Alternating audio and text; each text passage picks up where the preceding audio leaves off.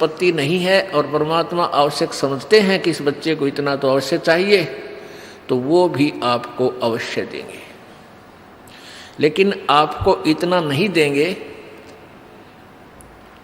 इतनी संपत्ति नहीं देंगे, इतना धन नहीं देंगे कि वो आपकी जान का शत्रु बन जाए। आपको कथा सुनाई थी कि एक नरसिम्हा नाम के नरसी नाम के एक मेहता सेठ थे। उसके पास इतनी संपत्ति थी कि राजा ने उसको हुंडी देने का अधिकार दे रखा था।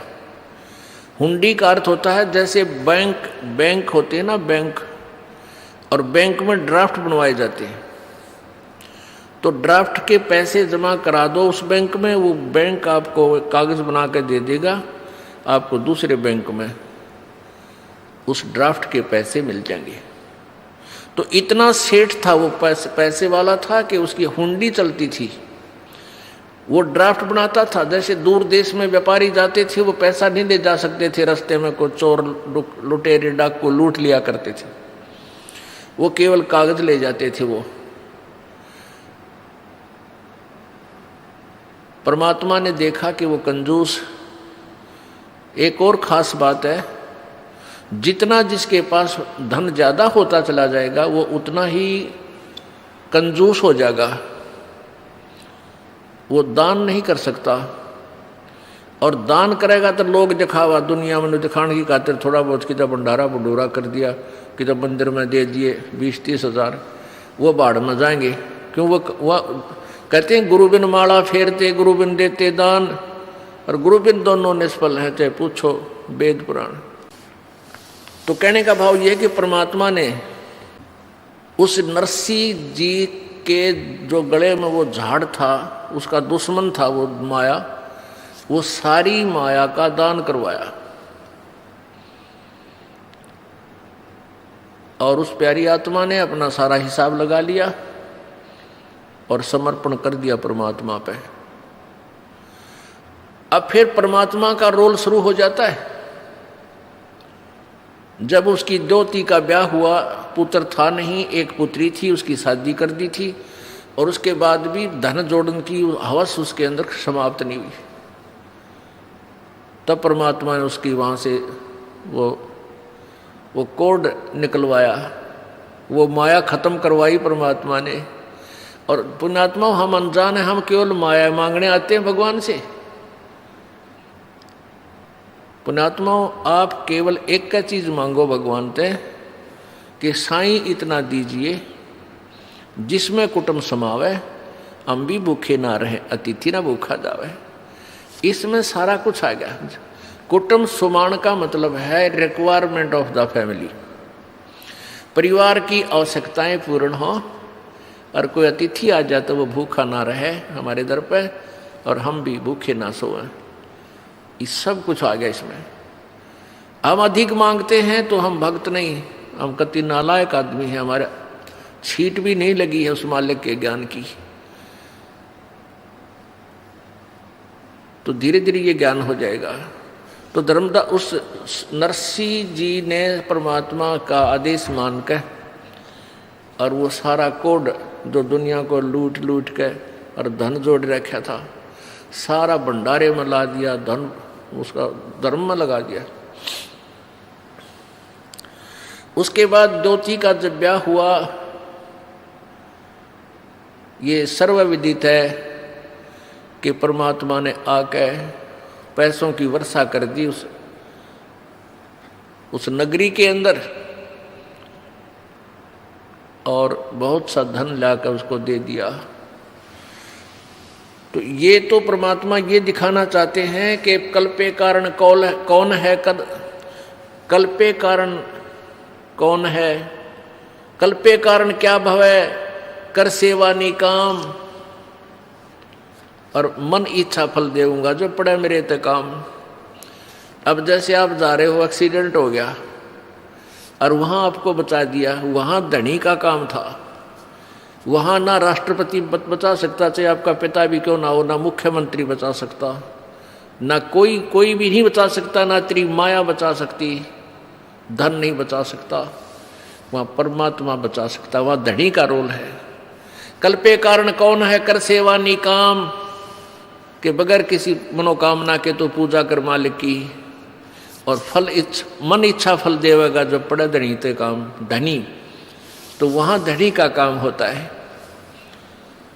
हम परमात्मा के विधान को, परमात्मा की परिभाषा को भूल चुके हैं, इसलिए हम स्वयं ही माया जोड़ जोड़ के दुनिया ने लूट लाट के 2 के 20 बना के हम सेठ बनना चाहते हैं, 7 जन्म नहीं बन सकते, ये भूल है आपका। अब ऐसी ऐसी दुर्घटनाएं हमारे सामने होती हैं। परमात्मा क्या बताते हैं, राम नाम कड़ुआ लगे, राम नाम कड़ुआ लगे, ये मीठे लगे दाम, दुविधा में दोनों गए भाई, माया मिली ना राम। पुणात्मा, वैसे तो हमारे जीवन में बहुत सी घटनाएं घटती हैं और वो याद नहीं रहती इतनी। जब हम सत्संग सुनते हैं, विचार सुनते हैं, परमात्मा का विधान पढ़ते हैं, फिर वो सारी हमारे सामने घूमने लग जाती हैं। एक समय ये दास पंजाब के अंदर दूसरे संडे को सत्संग करने जाता था, दूसरे रविवार को। तलवंडी भाई एक कस्बा है छोटा सा, वहाँ हमारे पूज्य गुरुदेव जी अधिकतर रहते थे। उनकी सतलोक गवन के उपरांत यह दास कुछ दिन वहाँ सत्संग करने जाया करता दूसरे रविवार को।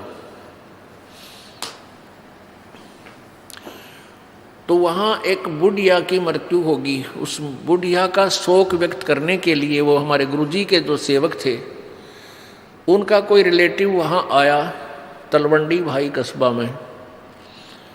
जैसे शुक्रवार को आया, शनिवार को वो जाने लगा शाम ने 2 बजे के बाद।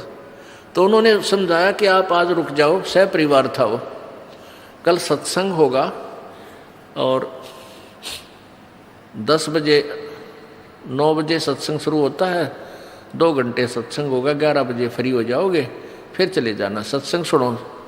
आपने सत्संग, वो कहता हमने सुन रखे हैं सत्संग, हम भी भक्ति करते हैं। तुम्हारे भक्तों ने कहा परमेश्वर कि तुमने सत्संग बहुत सुने होंगे, पर ये सत्संग भी सुनकर देखो एक बार। तो उसने क्या क्या कहा कि वहाँ मेरी एक पार्टी आवेगी जिससे मैंने अनुबंध करना है, उसके साथ मेरा एक कंप्रोमाइज वो होना है, कॉन्ट्रैक्ट होना है, कोई सौदा करना है, और उसमें मुझे 5 लाख रुपए का बेनिफिट होगा। 5 तो कम से कम है। तो उस आने वाली पार्टी की तैयारी करवानी है वहाँ जाकर। यानी कब आएंगे कि कल रविवार को आएंगे वो 2 बजे 2-3 बजे शाम को। तो हमारे भक्तों ने उसके रिश्तेदारों ने, तलवंडी भाई वालों ने कहा कि 11 बजे फ्री हो जाओगे और यहाँ से 3 घंटे का रास्ता है चंडीगढ़ का, तुम पहुँच जाओगे, फिर कर लियो। कहने लगा नहीं आपको नहीं मालूम मेरे बिजनेस का, मेरे पास समय नहीं है, फिर देखूँगा। वो वहाँ से चल पड़ा, शाम को 4 बजे ही चला। तो अम्बाला के पास आकर के उसका एक्सीडेंट हो गया। मारुति कार में थे पूरा परिवार, 4 सदस्य, लड़का लड़की, वो दोनों पति पत्नी। एक बजरी का भरा हुआ ट्रक खड़ा था, उसका जैक ला रखा था, पिछले दोनों पहिए काट रखे थे, और रात का अंधेरा सा हो गया था। उसने वह मारुति कार फुल स्पीड थे, उस ट्रक के नीचे जा घुसी और झटका लगने तो वो जैक हट गया। वो पूरा लोडी ट्रक बजरी का भरा हुआ उस कार पर, पहले तो झटके इतनी स्पीड में ऊँए मर ले आदमी, फिर रही कई कसर वो ऊपर पड़ गया। तीनों का जाम कर दिए, चारों खत्म हो गए। अब उन्होंने फिर हम जब सत्संग करने गए, जब बताई वह दर्द भरी कथा, तब याद आती है, रह करे भगवान, अब सर पर धर ले, चाट ले उस 5 लाख रुपया के बेनिफिट ने, आग लाई से धन के आप भी ना रहे। और जय मालिक की शरण में ये कहे तो मान जाते, सुन जाते, हो सकता है उनकी वह बला टल जाती। राम नाम कड़वा लागे मीठे लागे दाम, और दुविधा में दोनों गया माया मिली ना राम। और आगे क्या होगा इनके संग में, फिर पीछे तू पसवा की जय दीजे गद्दा बैल बनाई, ये 56 भोग कहाँ मन बोरे की तकुरडी चुरने जाई। अब तो मनुष्य शरीर है, जब चाहे खाना खा ले, लड्डू खावा, जलेबी खावा, सेब संतरे खा ला, और फिर भगवान की भक्ति ना करने से, देखो भक्ति तो और भी कर रहे हैं लेकिन वो शास्त्र विरुद्ध है, उसका भी यूज कति नहीं, कोई लाभ नहीं। सत भक्ति पूर्ण संत से लेकर भक्ति करने से ही लाभ होता है। तो आगे फिर जो कष्ट इनके ऊपर आएगा वो पहाड़ से भी दुख भारी होगा। किते कुत्ता बनेगा, किते गधा बने, किते सुअर बने। आप देखते हो किसी कुत्ते के खाज लगी है, किसी की दोनों टांग टूट रही है। एक बार ये दास अपने, पहले थोड़े भगत थे, घर घर जाते थे, रात को वहीं रुकते थे, वैसे समझाया करते थे। रोहतक के अंदर ये दास अपने भगत के यहाँ रुका हुआ था। सुबह वक्त से उठकर मैं सैर सपट्टे को निकल गया। उस शहर के अंदर ही खाली प्लाट पड़े थे, वहाँ सड़क सी बना रखी थी, कॉलोनी काट रखी थी। सड़क पर घूमने के लिए गया तो वहाँ मैंने निशान देखे, जैसे 2 निशान ऐसे रेत के अंदर सड़क के साथ साथ निशान से पड़ते जा रहे थे कंटिन्यूसली। तो मैंने पहले मेरे ध्यान में आया, सोचा कि भाई ये क्या, किस चीज़ के निशान हो सकते हैं। ये सोचता सोचता चल भी रहा था, उधर देख भी रहा था। आगे थोड़ी देर चलते क्या देखा कि एक कुत्ता जिसकी ढूढ़ी डगरी यानी पिछला हिस्से को पैरालाइसिस हो रहा, बैक साइड को, और अगले अगले पैरों से चल रहा है और पीछे वाले पैरों को ऐसे घिसराता हुआ घिसरते चल रहे हैं। और मुझे निकट देखकर रोने लग गया, चिल्लाने लग गया, चा चा। वो किसी ने लठ मार दिया उसके, और लठ मारने से उसकी सांकड़ी निकल गई पिछली, वो हड्डियाँ टूट गई। अब उसने सोचा ये मारेगा मेरे, ट्या ट्या। मैं तो और थोड़ी दूर से निकल कर नीचे कर दे, उससे दूर गया, मुखार तरह कर। तो पुण्यात्माओं अब याद आती हैं, क्योंकि पहले तो हम भी आंडी पाके अंडा थे, बेरा नहीं था या बिजली गिरेगी। अब को दुखी प्राणी दिखाई देता है, कालजा धक धक करने लग जाता है। ये भगवान, या दुर्गति मारी भी तैयार थी अगर आपकी रजा ना होती अपने दास पे। तो पुण्यात्माओं अब आप बालक नहीं रहोगे। पहले तो बालक थे, अनजान बच्चे थे, ना जाने के जुल्म कर देते थे, हम कर सकते थे भाई, जैसे दारू पीवे हैं, मांस खावे हैं, बकरा काट दिया है तरह, इसी से बड़ा जुल्म और क्या होगा। गऊ काट देते हैं। तो ये जुल्म हम से डरते नहीं थे, अब डर लगने लगा कि ये पाप है, अपराध है। तो क्या बताते हैं कि वो जो पैसा तो रहा नहीं, जो जोड़ जोड़ कर दुनिया लूट लूट कर दरिया था, और आगे के बनेगी। अब परसों चौथे समाचार पत्र में आया है कि यहाँ हिसार के अंदर एक आई हॉस्पिटल था, उसका डॉक्टर अपने बच्चे को एडमिशन दिलाने के लिए जा रहा था या आ रहा था। तीन थे एक कार में, तीनों मर गए एक्सीडेंट में, पत्नी, वो और उसका बेटा। पुण्यात्माओं, हम डरते नहीं, हमारा भय नहीं होता। क्यों नहीं होता? क्योंकि हमने ये याद नहीं कि हमारी भी ऐसी कभी ना कभी टिकट कटेगी। और डर होगा जब हम ज्ञान से परिचित हो जाएंगे, परमात्मा के विधान से।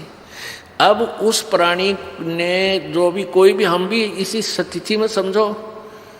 अब उसने बहुत बढ़िया हॉस्पिटल बना रखा था, खूब धंधा कर रहा था, और आज वो पैसा भी ना रखे थे, बहुत अच्छा हॉस्पिटल चल रहा था उसका, वेल नोन था वो।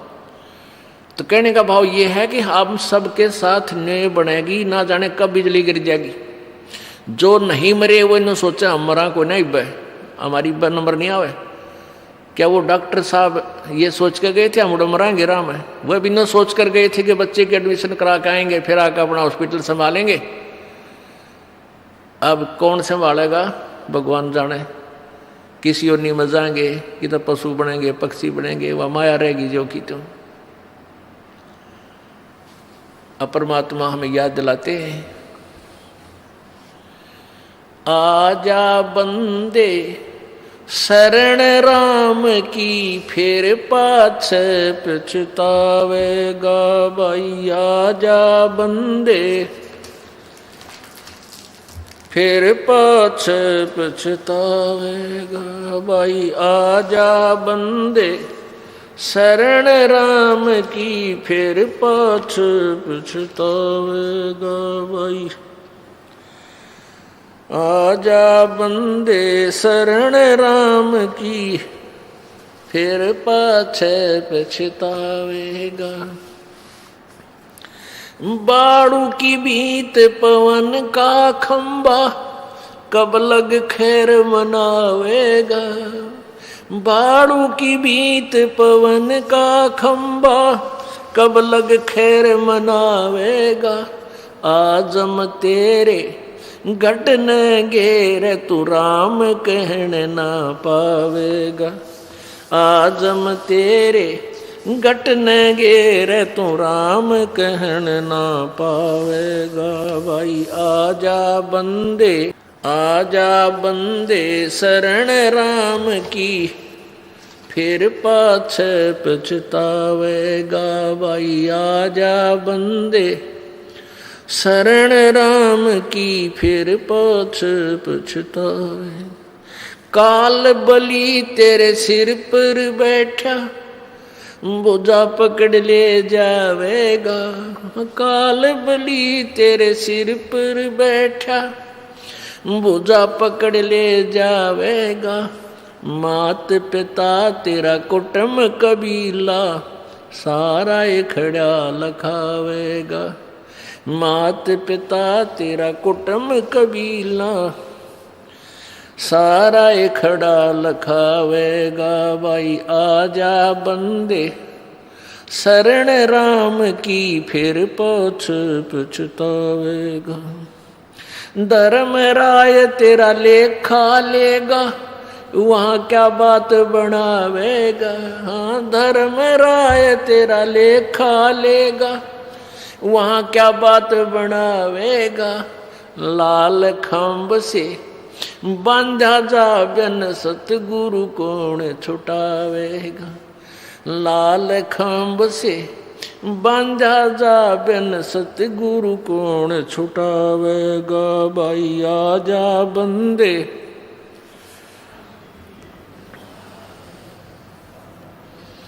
हाँ भाई आजा बंदे शरण राम की फिर पाछे पछतावेगा। दिया लिया तेरे संग चलेगा ये धरा ढक्या रह जावेगा। दिया लिया तेरे संग चलेगा धरा ढक्या रह जावेगा। कह कबीर सुनो भाई साधो करनी के फल पावेगा। कह कबीर सुनो भाई साधो करनी के फल पावेगा भाई। आजा बंदे शरण राम की फिर पाछे पछतावेगा भाई। आजा बंदे शरण राम की फिर पाछे पछतावेगा। सत साहिब। अब इसमें ये बताना चाहा कि आजा बंदे शरण राम की और नहीं तो फिर पाछे पछतावेगा। और फिर क्या बताते हैं कि बालू की भीत पवन का खंबा। बालू की भीत दीवार जैसे बालू रेत है उसको क्या करते हैं थोड़ा सा भेकर गिल्ला करके गारसी बना के और थोड़ी बना लेते हैं ऐसी डोल सी। तो वो इतनी कच्ची होती है इतनी अस्थाई होती है कि कोई पशु लात मार दे तो गिर जा। हवा तेज चल पड़ी तो स्कोरिंग होकर उस उड़ जा, वर्षा आ गई तो वो वर्षा से ही वो सारा खत्म हो जाए। कहते हैं तुम्हारा शरीर ऐसा है, ये बालू की भीत जैसा है, ना जाने किस कारण से और कित बिजली गिर जा, कहाँ ये नष्ट हो जा। परमात्मा याद दिलाते हैं भाई कहाँ जन्मे, कहाँ जन्मे और पाले पोसे, खूब लड़ाए लाडे, ना बेरा इस देह के, कहाँ खंडेंगे हाड। कहाँ तो हम अपने माता पिता के प्रिय थे, उन्होंने हमें पाला पोसा प्यार दिया, ना जाने काल कित मारेगा। कबीर कहाँ गर्भियो ये काल गह करकेश, ना बेरा कित मारेगा यो क्या घर क्या परदेश। अब यहां हमने निर्णय करना है, आजा बंदे शरण राम की। अब कौन से राम की शरण ग्रहण करें जो हमारे ऊपर ऐसी आने वाली प्रारब्ध की, किस्मत की, पाप कर्मों की बला को टाल दे। वो कौन सा राम है? पुण्यात्माओं, ये तो गीत दुनिया गाती थी, भगवान कबीर साहब की वाणी लेकर सब पंथों में यही गुण गाए जाते हैं। क्योंकि किसी भी संत की, किसी भी पंथ की आप उनकी द्वारा लिखी पुस्तक या उनके द्वारा दिए गए प्रवचनों की सीडी सुनकर देख लेना, उनका कोई भी प्रवचन कबीर परमेश्वर की वाणी से खाली नहीं होगा।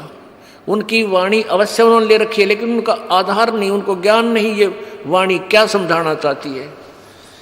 वो उसका उल्टा अर्थ लगा के अपनी इस परमात्मा की प्यारी आत्माओं को गुमराह किए बैठे हैं। उसके विषय में परमेश्वर क्या बताते हैं? गरीबदास साहिब जी को जब ज्ञान हुआ कबीर जी द्वारा दिए गए अध्यात्म ज्ञान से, तो क्या बताते हैं? बेखों के लश्कर फिरे, ये बाणी चोर कठोर, और सतगुरु धाम न पहुंचेंगे ये 84 के ढोर। बेखों के यानी पंथों के, कितने नर नर पंथ, इनके लश्कर लंबे लंबे पूरे टोल के टोल धके खाते आंडे। और ये वाणी चोर कठोर, वाणी चुरा रहे हैं कबीर भगवान की, और एक आने का ज्ञान नहीं, माड़ी बात पर कट मरने तैयार हो जाए कठोर, और मानते नहीं सच्चाई को। ये परमात्मा कबीर जी के लोक में, उस अविनाशी लोक में नहीं जा सकते। ये 84 के ढोर, ये 84 लाख योनियों में धक्के खाते रहेंगे, यहाँ ये पशु पक्षियों की योनियों को प्राप्त करेंगे। तो अब हमने कौन से राम की शरण ग्रहण करनी है वो निर्णय दिया जाएगा। पुण्यात्माओं कहते हैं संत शरण में आने से आई टले बला, और जय मस्तक में सूली होवा काटे में टल जा। अब कई भक्त क्या होते हैं, जैसे किसी ने नाम ले लिया, उपदेश ले लिया, किसी ने महीना हो गया, 2 महीने हो गए, 6 महीने हो गए, साल भर हो गया, 2 वर्ष भी हो गए, और वो देख रहे हैं कि हमें कोई विशेष लाभ नहीं हो रहा। अब विशेष लाभ क्या होता है उनकी दृष्टिकोण में? वो विशेष लाभ कैसे देखते हैं कि 1-2 साल के अंदर ही हमारे पास अच्छी गाड़ी हो, क्योंकि महाराज जी के दूसरे भक्तों के पास ऐसी सुविधाएं हैं। लेकिन ये भी देखो कि उनको समय कितना हो गया है। परमात्मा, देखो ध्यान रखना, परमात्मा के स्मारक पर रुकना आपके लिए बहुत कठिन है। कठिन इसलिए है कि आपको ज्ञान नहीं, और समाज वो ज़्यादा है जो अज्ञान से परिपूर्ण है। वो संत और भक्त भी बहुत गणे हैं जो अज्ञान से परिपूर्ण हैं। तो इस पर रुकने के लिए आपने रह कर सत्संग सुनना पड़ेगा। सत्संग से आपको ना जाने कौन सी बात ऐसी, कौन सी गोली, यानी गोली मीन टैबलेट औषधि, कौन सी औषधि और जख्म पैदा लगा ठीक कर दे। अब जैसे परमात्मा कहते हैं धीरे धीरे रे मना धीरे सब कुछ हो, माली सींचे सोगड़ा ऋतुआएं फलो। एक आम का पौधा लगाया है, आज आपने आम का बीज दिया, 15-20 दिन में तो उसका अंकुर फूटेगा, फिर धीरे धीरे बड़ा होगा, उसकी सिंचाई करते रहो। कहते हैं एक आम के पेड़ को परिपक्व करने के लिए सैकड़ों घड़े पानी डालता है माली, तब जाकर वो पेड़ बनता है। और जब पेड़ बन जाता है समय आने पर ही उसको फल लगेगा। तो ऐसे ही आपने ये राम नाम का बीज, वो सत भक्ति आम का पौधा यानी सच्चा नाम रूपी ये मंत्र प्राप्त हुआ है। इसके विषय में आप समझ लीजिए कि धीरे धीरे रे मना धीरे सब कुछ हो, और माली सींचे 100 घड़ा फल, ऋतु आए फल हो। इतना विश्वास रखना इस मालिक पर, क्योंकि इस दास का बहुत ही, इस परमात्मा का के विषय में बहुत ही अच्छा अनुभव है। और कोई उद्देश्य नहीं आपको मिसगाइड करने का, केवल सच्ची सच्ची बताने का मेरा फर्ज है। एक भी बात में फर्क नहीं पाओगा, लेकिन समय लगेगा आपके लिए वो सिद्ध होने में। अब एक समय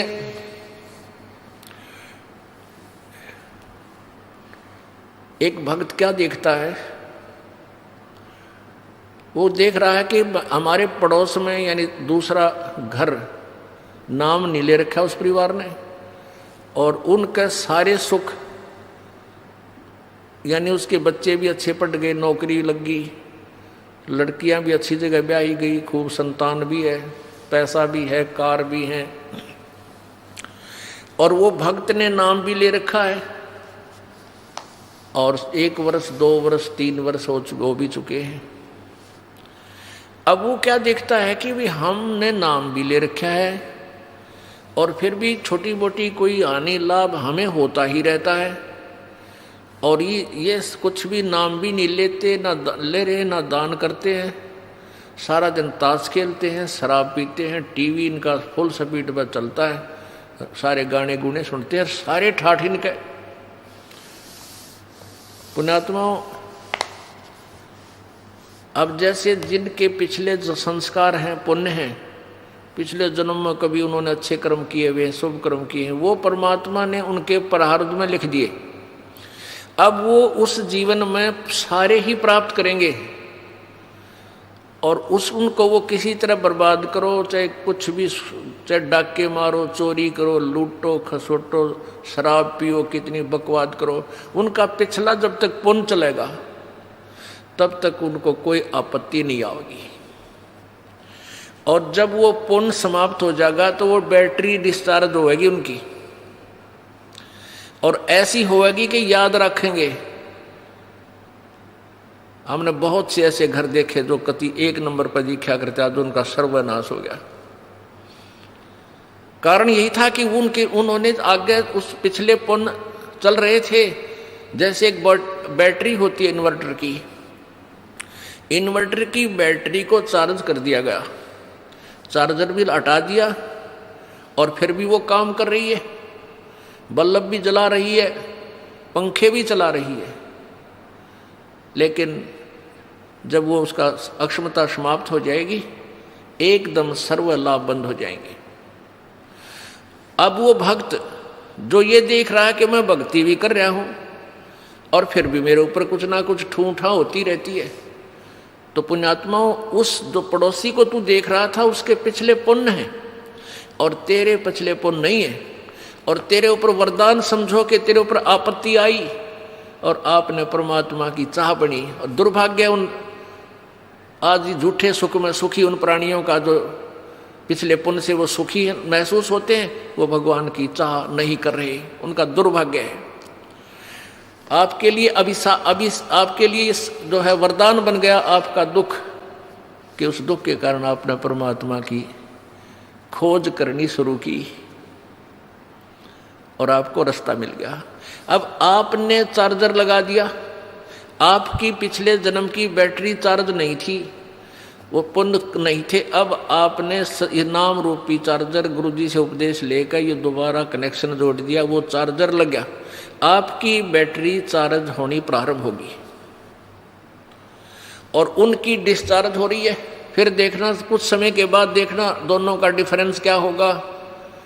वो तो सर्वनाश को प्राप्त होंगे, तेरे घर में न्यारी बरकत होंगी, दुनिया देखा करेगी, ओहो इतना सुख, ऐसी सुविधाएं। एक भक्त सत्संग में जा रहा था। परमेश्वर कबीर जी रह कर आते रहते हैं रूपांतर करके समय समय पर, और भक्ति की स्थिति को बनाए रखते हैं। और काल ये चाहता है कि भक्त नास्तिक, सभी मानव नास्तिक हो जाएं, इनको ऐसा उल्टा ज्ञान दिवा दूं, ये साधना करें, इनसे कुछ लाभ मिले नहीं, और ये भूल जाए भगवान को। क्योंकि जो आस्तिक हैं वो भगवान की चाह में कहीं ना कहीं भटकते रहते हैं, और उनको भटकने वालों को परमात्मा किसी ना किसी तरीके से अपनी शरण में ग्रहण कर ही लेता है। इसलिए परमात्मा रह कर आते हैं कबीर जी, और कहीं गुप्त रूप से कोई साधु संत का रूप धारण करके किसी नगरी में 10-5 वर्ष रह गए, किसी में 2 वर्ष रह गए, तो उनको बहुत सा लाभ दे जाते हैं और भगवान की स्थिति को पुनः स्थापित कर जाते हैं। तो कबीर परमेश्वर जी का एक, अब हम संत कहेंगे, वो थे मालिक ही, क्योंकि प्रारब्ध में परिवर्तन कबीर जी के अतिरिक्त कोई कर ही नहीं सकता, या उसका कोई कृपा पात्र संत वो परमात्मा ही भेजता है। तो ऐसे एक परमेश्वर कबीर जी के सत्संग में एक भगत जाया करता था। उसकी पत्नी ने उपदेश नहीं ले रखा था, वह विरोध करती थी, वो अन्य पूजाएं ही किया करती थी। उसकी पत्नी ने बताया था, उसकी पत्नी इन ज्योतिष वालों पर बड़ा विश्वास रखती थी। वो अपने पति की जन्म पत्री को लेकर एक ज्योतिषी के पास गई, भविष्यवक्ता के पास। उसने उसकी जन्म पत्री देखकर बताया कि तेरे पति की आयु इतने वर्ष है। उसने बहुत जंतर मंत्र भी करवाए कि मेरे पति की आयु बढ़ जाए, ये हो जाए। अब क्या था,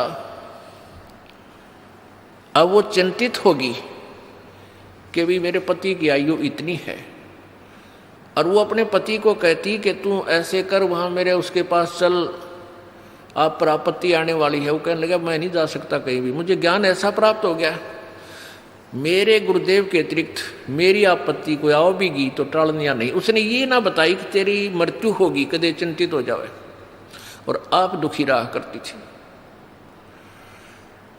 अब उस ज्योतिष जिसने ये बताया था, उसने सारे जंतर मंत्र कर लिए, लेकिन कोई परिवर्तन उससे नहीं हुआ। उसने कहा कि बहन अब मेरे बस से बाहर की बात है, तेरे पति की रक्षा करना। वो एक पुण्य आत्मा था। देखो ये जो जन्म पत्रियां हैं, हस्तरेखाएं हैं, ये प्रभु द्वारा लिखे गए कोड वर्डों में हमारे भविष्य है, हमारा प्रारब्ध है।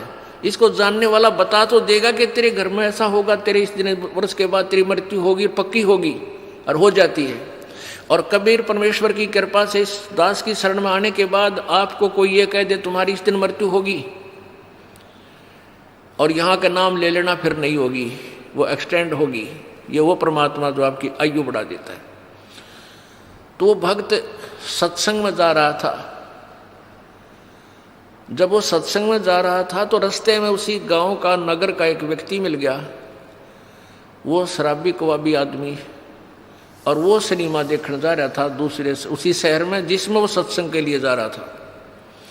पहले पैदल जाया करते थे, साधन नहीं थे, तो दोनों मिल गए, वहाँ हम सफ़र हो गए। एक दूसरे ने पूछा तुम कहाँ जा रहा है, वो कहने लगा मैं सत्संग में जा रहा हूँ। दूसरा बोला तू कहाँ से, पूछा तो कहाँ जा रहा है, मैं सिनेमा देखने जा रहा हूँ, और वहाँ शहर से शराब लाऊंगा, और वहाँ घूटी ला के फिर फिल्म देख के फिर आऊँगा। तो उस भगत से वो कहने लगा, वो शराबी, कि क्या रखा है तेरे सत्संग में, कुछ ना रखा वहाँ पर, ये तो मूर्ख बना रखे हो तुम इन संतों ने। आजा, खान पीन की उम्र है, आ चलो मेरे साथ सिनेमा देखेंगे, फिल्म देखेंगे, गुटी लावांगे, होटल में रोटी खावांगे। भक्त ने बोला बस भाई हम तो सत्संग में ही जाएंगे। काफ़ी बात चलती रही, कहता रहा कुछ ना दे रहा भाई, देख हमारे ठाठ देख ले, और कुछ ये सब बकवादे हैं, ये उम्र कौन सी भक्ति करने की है, तो जवान पड़ा है, बुढ़ापे में देख लिए। पर वो नहीं माना भक्त। तो उधर चलते चलते वो रास्ते में उन्होंने पेशाब करने की इच्छा होगी दोनों को, एक राइट साइड में रास्ते से पेशाब करने चलेगा, एक लेफ्ट साइड में। जो शराबी कबाबी था वो पेशाब करने गया तो वहाँ क्या देखा, उसने देखा कि वर्षा हो चुकी थी। वर्षा के बाद कुछ मिट्टी हट गए, एक मटका था घड़ा छोटा सा, और उसमें देखा झांक के हाथ हटा हटू का मिट्टी, तो उसमें सोने की ईंटें मिली। छोटी छोटी ईंटें होती थी 100-100 ग्राम की सोने की ईंटें, पहले छोटी ईंटें होती थी, वो 4-5 मिल गई उसने। यानी 4-5 का मतलब आधा किलो सोना, किलो आधा किलो सोना। आज तो बहुत महंगा है, उस समय सस्ता होते हुए भी कीमत बहुत थी उसकी। वो वापस आया जो लफंडर था, और उधर से भगत आया। भगत ने कहने लगा, देख भाई, आप तो रोज भक्ति करते हो, सत्संग में जाता है, और मैं कद्दे भक्ति नहीं करता, ना भगवान भजता, सारा दिन मौज मस्ती मारता हूँ। देख मेरे को ये 4-5 सोने की ईंटें मिली, आजा दिखाऊंगा कहाँ मिली। वो देखा वहाँ पर वो मटका की इसमें मिली। अब काल तो पूरा जाल डाला है अपने भगत पे, परमात्मा के भगत पे किसी तरह भक्ति छोड़ दे। फिर वो कहने लगा, देख ले तो मान जा निकम्मे, आजा मेरी गेला गुटी छुटी लावांगे, चाल सैर सपट्टे करांगे। उस भगत के दिल में थोड़ा सा कच्चापनता आ गया, थोड़ा सा। और वो चलते चलते क्या था, चल रहे थे और रास्ते में उसके पैर में कांटा लग गया। ये बातें क्योंकि उसका ध्यान बट गया थोड़ा सा, वो कांटा लग गया और कांटा लाग के अंदर ही टूट गया। अब उसने सोची, वो कह रहा, देख अब क्या करी रक्षा तेरे गुरुजी ने, यू कांटा भी लग गया तेरे। कहने का भाव है कि काल ने अपने पूरी जाल डाला, लेकिन वो भक्त टस से मस लिया। उसने सोचा भाई गुरुजी से आज या फाइनल बात पूछूंगा मैं, या तो बहुत उल्ट से बात होगी। भाई मैं भक्ति भी कर रहा हूँ, आप पर समर्पण भी हूँ, और मेरे ऊपर मैं घर में कोई बरकत सी भी ना दिखती, और ये सारे उल्टे काम कर रहे। इसने सोना भी मिल गया निकम्मे ने, और भाई सारे ठाठ कर रहा। तो ये मन में सोच के गुरुजी के पास आ गया। अब गुरुजी ने पूछा, बेटा क्या बात है, बहुत उदास नजर आ रहा है। वो कहने लगा, गुरुदेव वैसे तो आपके दास को आपके ज्ञान में कोई त्रुटि नजर नहीं आती, हो सकता है मुझ दास में कोई त्रुटि हो जिस कारण से मैं आपसे लाभ प्राप्त नहीं कर पा रहा। प्रभु वो सारी कहानी बताई कि परमात्मा एक नंबर का निकम्मा आदमी हमारे गांव का है, दारू वो पीवा, बकवाद सारी करे, फिल्म देखा, वो मैंने रास्ते में मिल गया, और उसको रास्ते में एक सोने की 4-5 ईंटें मिली, आधा किलो सोना, और मेरे पैर में कांटा लग गया। उसने मुझे बहुत डगमग करने की चेष्टा की, गुरुदेव हम भी जीव हैं, मेरे भी मन में थोड़ा सा खोट पैदा हो गया, मुझ पापी पर रक्षा दया करो दाता, ये क्या कारण है। तब उसने बताया, बेटा आज तेरी मृत्यु होनी थी, आज के बाद तेरा जीवन नहीं था, और वो निकम्मा अपना पिछली बैटरी चार्ज कर रहा था, वो अब खर्च रहा है, बर्बाद कर रहा है, उसके पास भविष्य में कुछ नहीं होगा। बेटा तेरी उम्र बढ़ गई, तेरे आज फाइनल तेरी फैसला था। आज कहते हैं द्वार धनी के पड़ा रहे, धक्के धनी के खा, और 100 काल जखजोल ही पर द्वार छोड़ नहीं जा। आज जब तू डगमग हो जाता, तेरी शाम पूरी नहीं होती, तू खत्म हो जाना था। आज तू पड़ा रहा, सच्चे दिल से लगा रहा, तो तू बच गया। अब वो अपने गुरुजी की एक एक बात पर विश्वास किया करता था। वापस आ गया घर ने, काटा कूटा वहाँ कटवा दिया, भगता निकाल दिया। अपनी पत्नी से आके कहने लगा कि आज मेरे गुरुदेव ने ये बताया कि आज मेरी मृत्यु होनी थी, और गुरुजी की भक्ति से, उसके नाम से, उनके आशीर्वाद से आज मेरा जीवन बच गया। उसकी पत्नी ने उसी समय उसको कहा कि सचमुच तेरे गुरुजी पूर्ण परमात्मा है। यो जन्म पत्री ले रही थी, कि लेकिन मैंने दिखाई थी एक जन्म पत्री कि इस वर्ष में तेरी मृत्यु थी, और मैंने सारे जंतर मंत्र करवा लिए थे। उस मेरे जिसके पास मैं जाती थी, उसने लास्ट में हाथ खड़ा कर दिया था कि मेरे बस की बात नहीं तेरे पति को बचाने की, और मैं बहुत चिंतित थी, रोया करती भगवान पड़का भगवान के आगे। तो उसकी पत्नी ने भी उपदेश लिया, और वो बालक का फिर उन बच्चों का पूर्व अच्छा जीवन रहा, काफ़ी लंबी आयु उसको प्राप्त हुई। तो इस प्रकार हमने अपने परमात्मा के ज्ञान पर ये विश्वास रखना पड़ेगा। इसमें थोड़ा धीरज धैर्य की आवश्यकता है, जल्दी नहीं मचावे। तो अब हमने सबसे पहले ये देखना है कि वो कौन परमात्मा प्रभु है जो हमारे प्रारब्ध के कर्म को नाश कर सकता है। वो पूर्ण ब्रह्म है, परम अक्षर ब्रह्म है। बहुत से ऐसे प्रमाण आपको मिलेंगे कि प्राणी जब दुखी हो जाता है वो संतों की तलाश करता है, उनसे फिर जाकर वो जंतर मंतर करवाता है। वो पहले तो उपदेश देते हैं, गुरु लोग कहते हैं ये नाम जप, ऐसे पूजा कर दे, ऐसे प्रसाद बांट दे, ऐसा कर दे, तुम्हारे पितर रुष्ट हो रहे हैं उनके 500 कपड़े रख दो। उसके बावजूद भी उनको कोई लाभ नहीं हो रहा, तो फिर वो संत क्या कह देते हैं कि भी ये तो तेरे प्रारब्ध में लिखा हुआ कष्ट है, तेने भोगना ही पड़ेगा। प्रारब्ध में जो लिखा गया है पाप, वो कर्म नाश नहीं होता। अब वो पुण्यात्मा जो दुखी था, वहाँ सुख की आशा लेकर गया था, वहाँ से उसको लाभ नहीं मिला। ये जवाब मिल गया 2 वर्ष 3 वर्ष के बाद, फिर वो दूसरे संत के पास जाता है। वो दूसरे संत के पास भी उसकी यही क्रिया शुरू होती है, ऐसा कर दे, वैसा कर दे, ऐसा कर दे, नो बोल दे, ये जाप कर ले, इतना जाप ये कर ले, और फिर भी लाभ नहीं होता। फिर वो तीसरे के पास जाता है, फिर चौथे के पास जाता है, और अंत में नास्तिक हो जाता है। अब नास्तिकता क्यों पनप गई हमारे समाज में? क्योंकि परमात्मा कबीर जी ने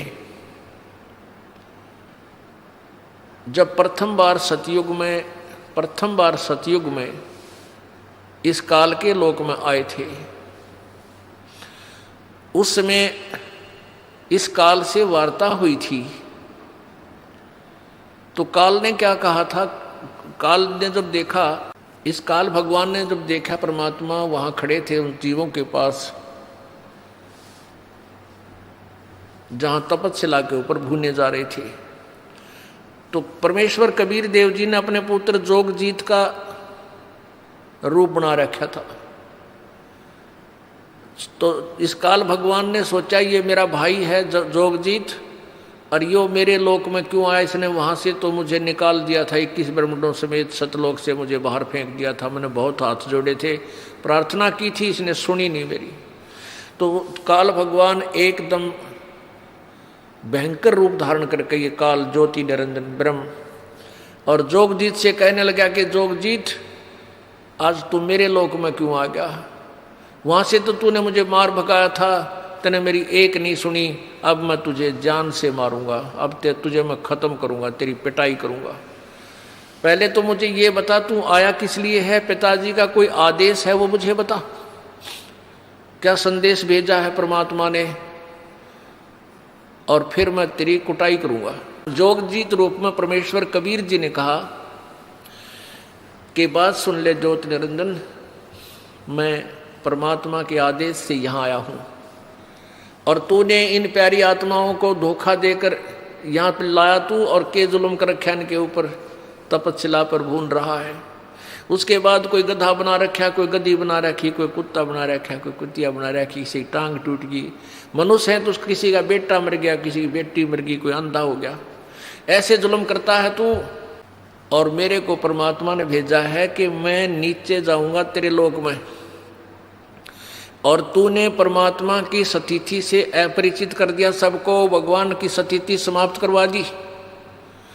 मैं वो ज्ञान तत्व ज्ञान प्रचार करूंगा, पूर्ण परमात्मा की महिमा बताऊंगा, और ये बताऊंगा कि ये काल है जिसकी तुम पूजा करते हो, ये ब्रह्मा विष्णु महेश का पिता ये काल है, ये तुम्हें खाता है, तुम्हें अपने खाने के लिए यहाँ रोक रखा है।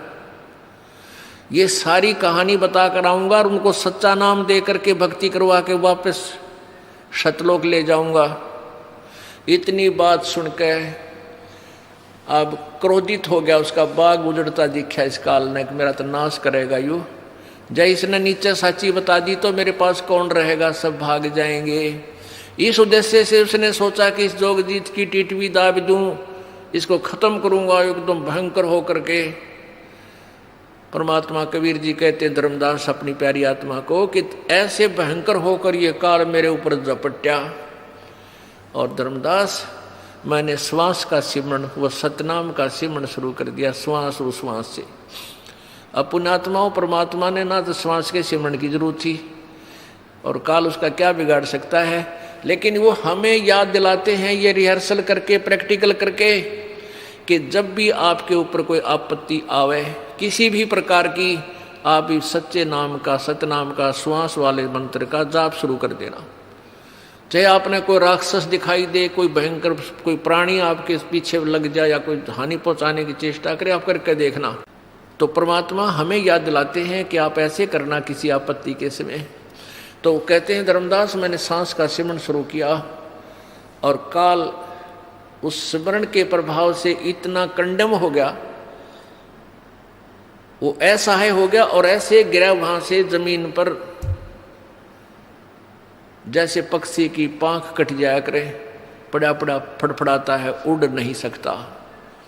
तो उसने देख लिया, काल भगवान ने देख लिया कि जोगजीत के पास बहुत प्रबल शक्ति युक्त मंत्र है, और मेरी इसके ऊपर दाल गलेगी नहीं। तो चापलूसी का तरीका अपनाया, पैर पकड़ दिए, घिसड़ पिसड़ के नीचे आके जोगजीत के दोनों पैर पकड़ दिए। बोले, कहने लगा तू मेरा बड़ा भाई, मैं तेरा छोटा भाई। क्योंकि जोगजीत, सहजदास, अचिंत, तेज, ज्ञानी, ये पहले परमात्मा ने उत्पन्न किए थे। अचिंत के बाद फिर अक्षर पुरुष उस अचिंत ने किया, उत्पन्न किया, और ज्योति निरंजन को परमात्मा ने बाद में उत्पन्न किया, इसलिए छोटा है सबसे, 17वां है ये। तो उसने कहा कि तू मेरा बड़ा भाई, काल बोलता है जोगजीत को, मैं तेरा छोटा भाई। और छोटे बच्चे तो उत्पात करते हैं और बड़े अक्षमा किया करते हैं। आप मुझे बालक नादान समझकर माफ़ कर दो, मैंने गलती से आपके साथ डिठाई कर दी। और पैर पकड़ कर रोने लग गया। परमात्मा बोले ठीक है, मैंने माफ़ कर दिया। कहने लगा नहीं, आप तो परमात्मा आप परमेश्वर के पास से आए हो, आपके पास उनकी पावर है, आप उनके रिप्रेजेंटेटिव हो, मुझे कुछ सुविधा दे दो, मेरे लोक में असुविधा बहुत है। परमात्मा बोले बोल क्या मांगता है, ऐसे नहीं वचनबद्ध हो जाओ प्रभु। प्रभु जोगजीत रूप में परमेश्वर कबीर जी बोले ठीक है भाई, मैं हो गया, वचनबद्ध हो गया। बोल क्या मांगता है कि 3 युगों में जीव थोड़े ले जाना, सतयुग, त्रेता, द्वापर में थोड़े जीवों को पार करना, और चौथे युग कलयुग में आप जो कितने ले जाना, इतनी दया कर दो, ये वरदान मुझे दे दो।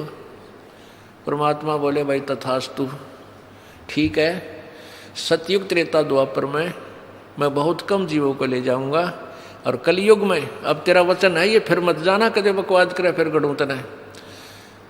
कलयुग में फिर अपने जीवों को मैं कितने ले जाऊं। हाँ जी, पर एक और करना, जो आपके ज्ञान को सुनकर आप उस ज्ञान आधार से आपके साथ लगे, आपके और हमारे ज्ञान से हमारे पास रहें, उनके साथ आप बाई फोर्स ना ले जाना, अपना ज्ञान समझा के ले जाना। आपके ज्ञान को मान के आपके साथ लगे, उन्हीं को ले जाना, और जो आपका ज्ञान स्वीकार ना करें, जबरदस्ती ना करियो भगवान। अच्छा भाई ठीक है, परमात्मा को पता था सारा कि ये बात ऐसा ही करूँगा और ऐसा ही संभव होगा, तो उसने कह दिया ठीक है। 1-2 और ऐसे ही वचन थे वो मांगे, परमात्मा ने सारे तथास्तु कर दिए। अब जब सारे हाँ भर ली ना परमात्मा ने, तब खड़ा हो गया डीठ। जैसे इस भस्मागिरी ने पहले तो पूजा करे था भगवान शंकर की, और उल्टा नीचे सर ऊपर पैर करके, जब भगवान शंकर ने वचनबद्ध होकर भस्म कड़ा दे दिया, जब ने बोला बोले शंकर होशियारी तो न देखूंगा, शंकर जी को मारने के लिए उसके पीछे पड़ लिया। और तेरी पत्नी ना अपनी पत्नी बनाऊंगा, तुझे खत्म करूंगा, बोल शंकर की जय। शंकर आगे आगे, शंकर जी आगे आगे, पीछे पीछे चला। तो यहाँ ऐसा है, अब शंकर जी तो उससे डर के बाज लिए, अब परमात्मा वहां खड़े हैं, उसका बकल तार दिया काल का, वहां गिर गया चक्कर खा के। तो फिर परमात्मा से उसने कहा, खड़ा हो गया एकदम, अगजा जोगजीत, बेशक नीचे के लोकों में चले जाना।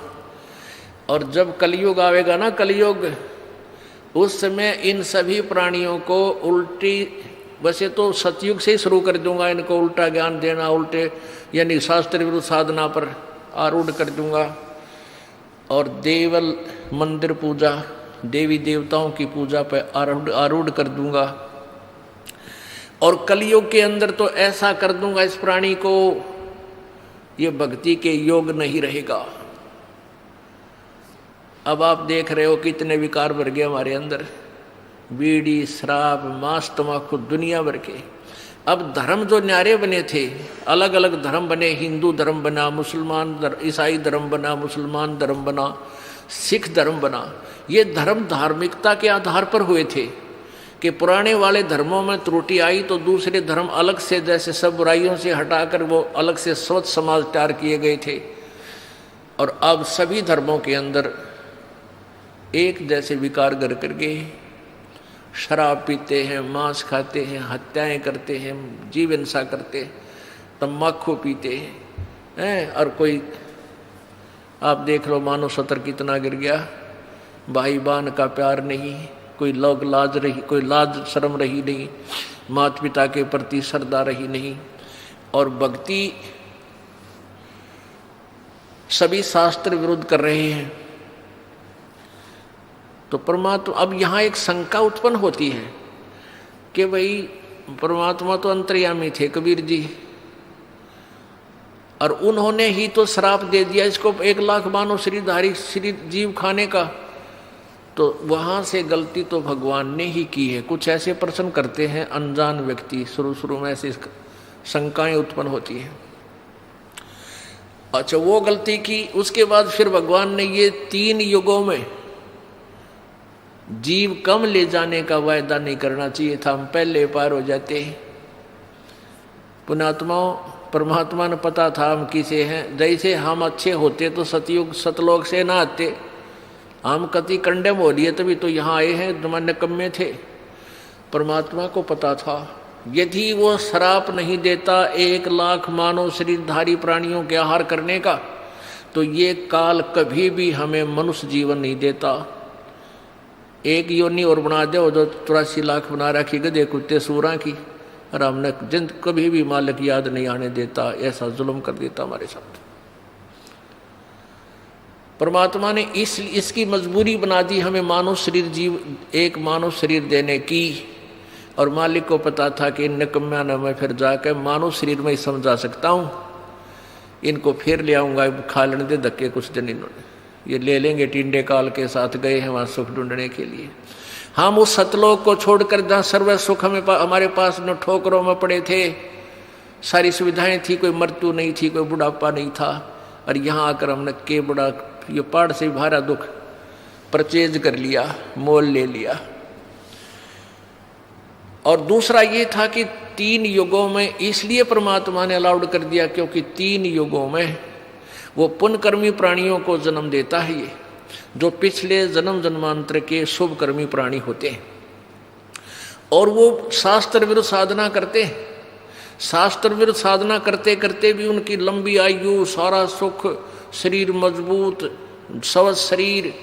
और उस समय वो एक विधान है, ऐसे पुण्यकर्मी प्राणियों का सतयुग में जन्म होता है कि पिता से पहले पुत्र नहीं मरेगा, ना पुत्र नहीं मरेगा पिता से पहले, और स्त्री विधवा नहीं होती, यानी स्त्री पहले मरती है और पति बाद में मरते हैं।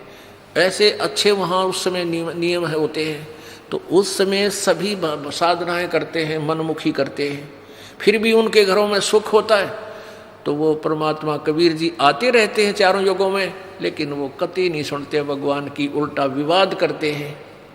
4 युगों का इतिहास है, आप इसमें पढ़ सकते हो, आध्यात्मिक ज्ञान गंगा में इस दास ने पूरी विस्तार से भर रखा है। ऐसे ही त्रेता युग के अंदर भी प्राणी ज़्यादा दुखी नहीं होते, उनके पुण्य कर्मों से उनको समय समय पर लाभ मिलता रहता है। तो ये सोचते हैं कि हम जो पूजा करें इसी से हमें लाभ मिला। और द्वापर युग में भी ये प्राणी इतने कष्ट में नहीं होते जितने वर्तमान में। इतनी बीमारियां गिनती नहीं। वैज्ञानिक एक रोग के ऊपर कंट्रोल करने की चेष्टा करते हैं, इतने दूसरा चार हो जाता है। पहले अक्षय रोग था, उस पर कंट्रोल किया तो कैंसर हो गया। कैंसर का भी 10-2% को सहारा मिला तो आगे से एड्स शुरू होगी। और तेरा गजब, एक तो एक आगे नई बीमारियां, किसी का कोड लग गया, किसी का किसी प्रकार की तकलीफ, किसी का बेटा मर गया, किसी का पूरा परिवार नष्ट हो गया। अब कलयुग में इसलिए परमात्मा ने कहा था कि मैं अपने बच्चों को कलयुग में संभालूंगा। आइए अब हम उन श्रद्धालुओं के अनुभव जानते हैं जो जगत गुरु तत्वदर्शी संत रामपाल जी महाराज जी से दीक्षा प्राप्त कर चुके हैं तथा उनके द्वारा बताए गए भक्ति मार्ग पर चल रहे हैं। बहन जी नमस्कार। सच साहिब जी। क्या नाम है जी आपका? मेरा नाम परमीत कौर चंडोक है। परमीत जी कहाँ से आए हैं आप? मैं मुंबई से आई हूँ, महाराष्ट्र से। क्या करते हैं आप? मैं टीचर हूँ CBSE स्कूल में। संत रामपाल जी महाराज से कब जुड़े आप? मैं 2013 में संत रामपाल जी महाराज से जुड़ी हूँ। संत रामपाल जी महाराज से आप 2013 में जुड़े हैं। इससे पहले भी आप कोई साधना करते होंगे। आप पहले क्या साधनाएं करते थे? जी मैंने बहुत सारी भक्ति साधना की है। जैसे कि मैं महाराष्ट्र में रहती हूँ तो मैंने जितने भी देवी देवता हैं महाराष्ट्र में उन सब की भक्ति की है। और फ्रॉम चाइल्डहुड लाइक मैंने 3 इयर्स की एज से टिल 20 इयर्स तक मैंने भक्ति साधना की है। और मैंने सारे देवी देवताओं की भक्ति की है। गुरुद्वारे में हम जाते थे, गुरुद्वारे की भक्ति की है। आपने संत रामपाल जी महाराज से नाम दीक्षा ली। आपने पहले किसी साधु संत से नाम दीक्षा ले रखी थी?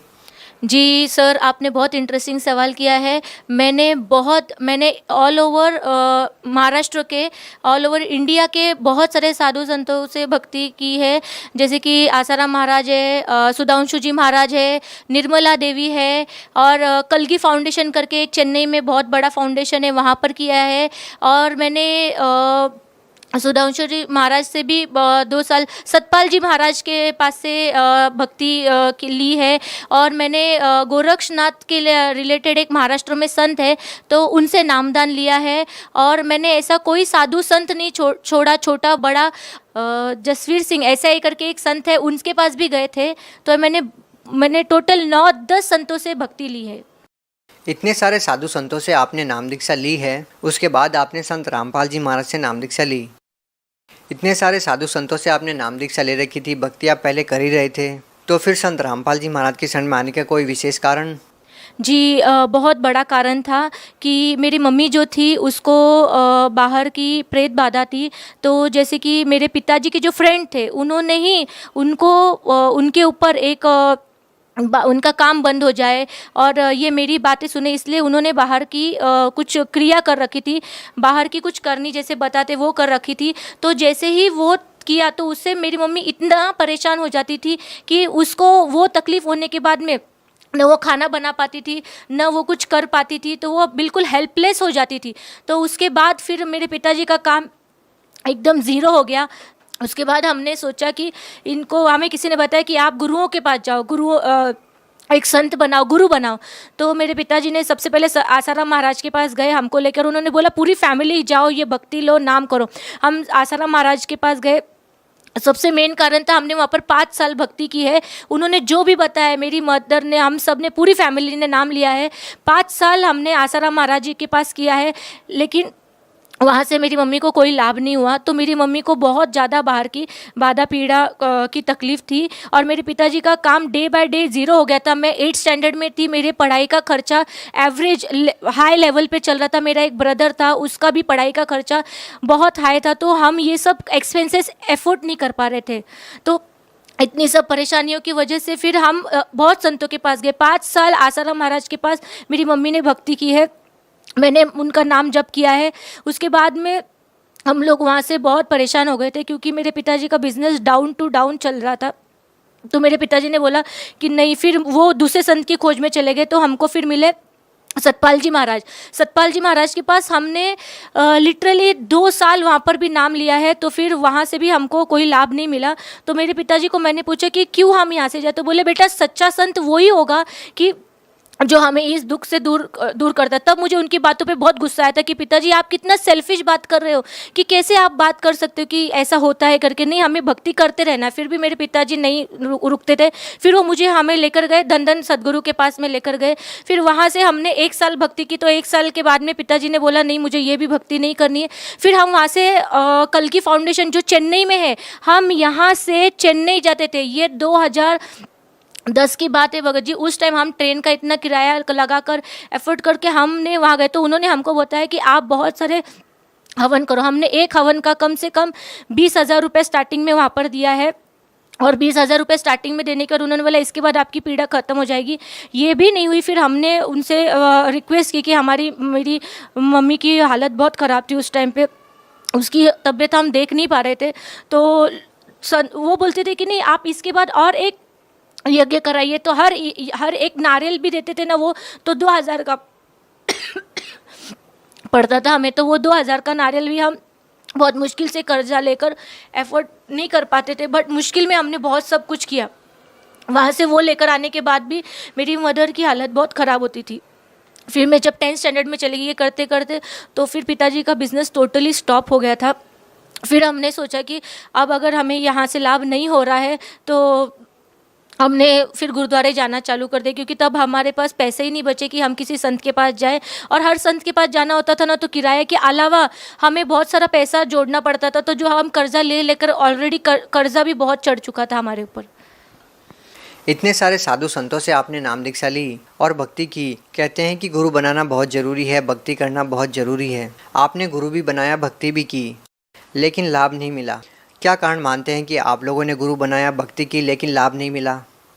सर, ये बहुत हमारे लाइफ का बहुत सैड पार्ट था कि देखिए, मैंने 20 साल, आप एक बच्चे को पूछ लीजिए वो टीनेज में क्या करता है, वो संडे को खेलता है। मैंने टिल 20 इयर्स मैं सब साधु संतों के पास जाती रही हूँ। और मेरे पिताजी मुझे भी साथ लेके जाते थे क्योंकि मम्मी की हालत ख़राब होती थी। तो उस टाइम पे मैंने बहुत कुछ फेस किया। मैंने ये साधु संतों का ऐसा बिहेवियर फेस किया है ना कि जो I can not explain, but I have taken a practical experience. मैंने प्रैक्टिकल एक्सपीरियंस किया है कि जब कोई मजबूर होता है, उसको तकलीफ होती है और वो अज्ञान होता है, उसको उस सिचुएशन से बाहर आने का कोई जरिया नहीं होता है, तो ये साधु संत कैसे उनका बेनिफिट लेते हैं। इन्होंने हमें जो जो भक्ति बताई हमने वो किया। अगर हमारे पास पैसा नहीं था, हमने कर्जा लाकर ये सब भक्ति का पूरा किया है। उनका जो भी डिज़ायर था, पैसे जितने भी मांगे हमने उन्हें दिए। साधु संतों को छोड़ के जो लोकल, जब हमारे पास पूरे पैसे लॉस्ट हो गए तो हमने बाकी साधु संतों जो छोटे छोटे लेवल के होते हैं, 500, 100, 200 रुपये, वहाँ पर भी जाके हमने काफ़ी इलाज करवाया। तो इनके पास है ना, ये भक्ति ही नहीं है कि जो हमें ये दुखों से बाहर निकाल सकती है, न तो इनके पास वो शास्त्रों का ज्ञान है जो हमें आज हमारे पिछले जन्मों के कर्मों से हमको बाहर निकाल सकती है, और न इनके पास वो सच साधना है जो आज मानव को इस दुख से बाहर निकाल सकती है। तो ये साधु इतने संत थे, इनके पास अगर सत भक्ति होती तो मुझे हमें 7-8 गुरुओं के पास जाने की क्या जरूरत थी।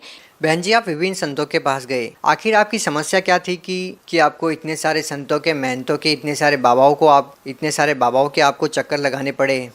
आखिर आप लोगों को समस्या क्या थी? सर, ये जो परेशानी थी, जो हमारी बाहर की जो तकलीफ़ जो मेरी मम्मी को होती थी, तो जब हम उनके पास जाते थे, मैंने सतपाल जी महाराज के पास गई हूँ। उन्होंने मुझे जो नाम दिया है, तो वो नाम आज संत रामपाल जी महाराज बताते हैं कि ये ऐसा ऐसा नाम है। मैंने वहाँ पर प्रैक्टिकली वो नाम का जप 2 साल किया है। आसाराम महाराज जी ने जो नाम मंत्र हमको दिए थे, जो सरस्वती मंत्र हमको दिया था बचपन में, वो नाम मैंने 5 साल तक किया है। और गोरक्षनाथ के पास 7 मंत्रों का जाप दिया था, जो मैं 108 की माल मैं करती थी। मैं आज आपके सामने एक लाइव एग्जाम्पल हूँ कि मैंने इतने गुरुओं के पास जाकर इतनी भक्ति की है। उन्होंने जो साधना दी है वो मैंने प्रैक्टिकली की है। मैं किसी भी संत के पास फेक बात नहीं कर रही हूँ। मैं खुद का सेल्फ एक्सपीरियंस आज बता रही हूँ आपको कि मैं उनके पास जाकर मैंने इतने years 20 years of my life मैं उनके पास गई हूँ, 2-2 साल मैंने उनके साथ रहकर वो भक्ति की है जो उन्होंने दी है। और ये मैं खुद एक्सपीरियंस करके आई हूँ कि वहाँ पर क्या, मैंने खुद उनका प्रचार भी किया है कि ये संत है, आप इनके पास जाओ। तो वो मैंने जो प्रचार किया वहाँ पर, उस भक्ति से मुझे लाभ नहीं हुआ। तो फिर आपको कैसे आराम मिला? आपकी जो सारी बाधाएं थी, वो जो परेशानियां थी, कैसे ख़त्म हुई फिर वो सारी परेशानियां? तो जब हम संत रामपाल जी महाराज के पास पहुँचे तो मेरी मम्मी ने पापा जी से कहा कि पापा ने मेरे पूछा कि आप संत रामपाल जी महाराज से आज हमने नाम ले लिया है तो क्या आज आपको तकलीफ़ फिर से हो रही है? तो मम्मी ने बोला यहाँ तो नहीं हो रही, हम घर जाके चेक करेंगे हो रही है कि नहीं। अगर घर जाते ही मुझे तकलीफ़ नहीं होगी तो ये संत रामपाल जी महाराज खुद परमात्मा का अवतार है, तो यही हमारे सच्चे गुरु हैं करके, और यही अब यही भक्ति हम इसके आगे उम्र भर करेंगे। और थैंक्स टू बंदी छोड़ सदगुरुदेव रामपाल जी महाराज, उस दिन के बाद मेरी मम्मी की वो जो तकलीफ़ थी ना वो बिल्कुल नहीं हुई है। मेरी मम्मी साथ में है और उसको आप देख सकते हो लाइव। देखो आज वो है ना मेरे साथ जिंदा है करके। ये जो बाहर की तकलीफ़ होती है ना, ये इंसान को कहीं का नहीं छोड़ती, ये मार के ही दम लेती है। माता जी नमस्कार। सत्संग। आपकी बेटी जो अनुभव हमारे दर्शकों के सामने जो साझा कर रही है, क्या वास्तव में ही आपको ये परेशानियां थी? क्या वास्तव में ही आपने हिंदुस्तान के सभी संतों के पास जाकर अपनी बीमारी का इलाज करवाना चाहा? जी हाँ, मुझे भूत बाधा की तकलीफ़ थी। रात के 1:30-2 बजे रोज़ मुझे नींद नहीं आती थी। जब मैं सोती थी कोई तो भी चीज़ आके मुझे परेशान करती थी, मुझे किधर हाथ में किधर कुछ ऐसे टोचती थी तो मैं उठ के बैठ जाती थी, डर जाती थी। कभी कभी वो चीज़ मेरे मुंह के अंदर श्वासों के थ्रू अंदर प्रवेश कर जाती थी, पेट तक आ जाती थी, तो पेट दुखने लग जाता था। दुखने लगा तो ऑटोमेटिकली मैं आधी रात को उठ के बैठ जाती थी। आपको जो परेशानियां थी उसका समाधान करने के लिए आपने किन किन धर्मगुरुओं से आपने नाम दीक्षा ली? जो समस्या थी उसको हल करने का उपाय पूछा?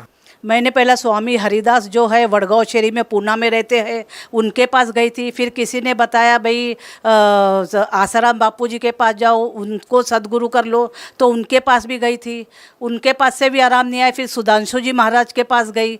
और फिर जो देवी रहती है, दुर्गा माता रहती है, कल्की फाउंडेशन वालों ने बोला कि आप दुर्गा यज्ञ करो। तो दुर्गा यज्ञ को बहुत पैसे के खर्चे थे तो हमको इतना अफोर्ड नहीं होता था। फिर भी एक बार हमने किया। एक बार करने से कुछ इतना लाभ हुआ नहीं, थोड़े दिन आराम हुआ जरूर, लेकिन उसके बाद फिर वो परेशानी चालू होगी।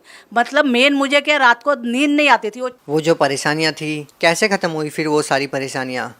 मैं जब टीवी के चैनल के माध्यम से थ्रू जो आई हूँ, ये संत रामपाल जी महाराज के जो प्रवचन ख़त्म होते थे उसके लास्ट में जो बताते थे कि किन भक्तों को कैसे लाभ हुआ, वो सुनती थी। तो उससे मुझे लगा भी मेरा भी जो प्रॉब्लम है इधर से हल होएगा।